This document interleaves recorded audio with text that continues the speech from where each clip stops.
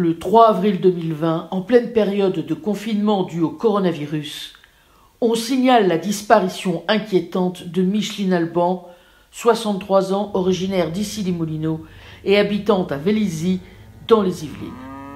C'est sa nièce qui donne l'alerte. J'ai commencé à m'inquiéter quand tata Micheline n'a fait aucun commentaire sur Facebook pendant 2 jours. C'est pas du tout son genre. Elle est toujours à sa fenêtre. Enfin, je veux dire à la fenêtre de son ordinateur.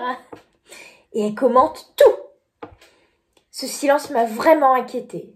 C'est pour ça que j'ai signalé sa disparition. En cette période de confinement, la presse, qui a peu d'occasion de mener des enquêtes d'investigation, en tout cas sur des sujets qui ne risquent pas de fâcher le pouvoir en place, la presse, disais-je, se jette sur cette affaire comme le Covid-19 sur les personnels soignants, c'est-à-dire sans protection. Non, attendez, retirez ce que je viens de dire, je ne voudrais pas perdre ma carte de presse. Donc je disais, on a eu les premières infos grâce aux gendarmes dépêchés sur l'enquête. Lorsque ma direction, bien malencontreusement, me charge d'inquiéter sur cet événement, me voilà obligé de quitter le Normand. La région parisienne m'appelle comme consultant. Et c'est la procédure, enquête de routine. Première formalité, j'interroge la voisine, qui confirme qu'elle n'a plus entendu Micheline depuis 3 jours au moins, personne dans sa cuisine. On se rend compte très rapidement que cette disparition est inquiétante. Micheline Alban est une femme qui aime cuisiner. Et jamais elle ne serait restée 3 jours sans cuisiner. On retrouve chez elle son dernier ticket de caisse, daté du 1er avril à Carrefour Market. Et on voit bien qu'elle a l'intention de faire de la pâtisserie. Elle a acheté un stock de farine et surtout de la levure fraîche. Une personne qui achète de la levure fraîche ne disparaît pas volontairement avant la date de péremption. Eh oui. Or, dans son réfrigérateur, on ne retrouve aucune trace de cette levure. Pas plus que de farine dans ses placards.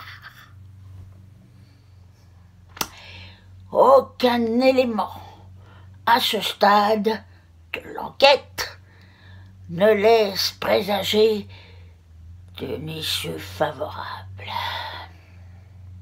Ou pas.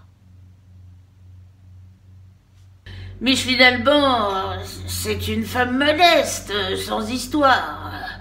Sa seule distraction, ce sont les réseaux sociaux, sur lesquels elle est très active, et puis qui lui permettent de donner son opinion sur à peu près tous les sujets. Opinion qu'on lui demande pas forcément d'ailleurs, hein, mais qu'elle mérite d'intéresser un certain nombre de gens. D'intéresser ou d'énerver aussi. Et c'est à ça que la police va s'intéresser. Quand les gendarmes me demandent de me pencher sur le profil psychologique de Micheline Alban, je me rends compte qu'elle collecte tous les avis de décès. Elle rédige les nécrologies et quand on la lit sur les réseaux sociaux, on apprend systématiquement qui est le mort du jour. Tout cela nous montre un aspect mortifère de sa personnalité et nous conduit à penser qu'elle est atteinte d'un syndrome post-traumatique de naissance ou encore appelé thanatophobie. Il n'est même pas impossible que cet engouement soit un lien avec l'angoisse de la disparition, qui elle-même est un lien avec la confiance en soi, qui est elle-même un lien avec le lâcher-prise. Et quand on lâche prise, on disparaît. Il me semble important d'ajouter que la farine est également un lien. Et ça, c'est une vraie raison d'être inquiet. Très rapidement, l'enquête prend un tournant inattendu quand les enquêteurs découvrent qu'un sac de farine crevée a laissé des traces dans l'escalier de l'immeuble. Ils suivent ses traces et c'est avec stupéfaction qu'elle les emmène jusqu'en Normandie, à l'espace culturel Les Mares Plates à Saint-Germain-la-Campagne. Pourquoi trouve-t-on la trace de Micheline Alban dans ce village de l'Eure? Quels sont ses liens avec l'espace culturel? Est-elle venue ici pour des échanges commerciaux? Sommes-nous au cœur d'un trafic alimentaire au sein même de la culture et qui aurait mal tourné? Quand j'arrive dans la cour, mon son ne fait qu'un tour. Je reconnais l'endroit, j'y étais l'autre jour.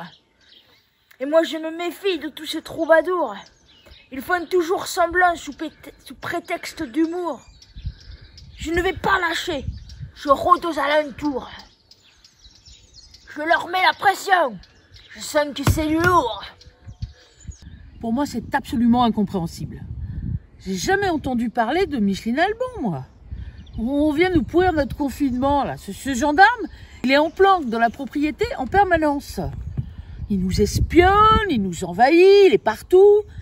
Il nous empêche de sortir. Non, mais ça devient du harcèlement. Tout ça parce qu'il a trouvé de la farine devant la porte du théâtre. Bon, ça n'a absolument rien de surprenant. On rentre ici comme dans un moulin. C'est normal qu'on trouve de la farine. C'est pas étonnant.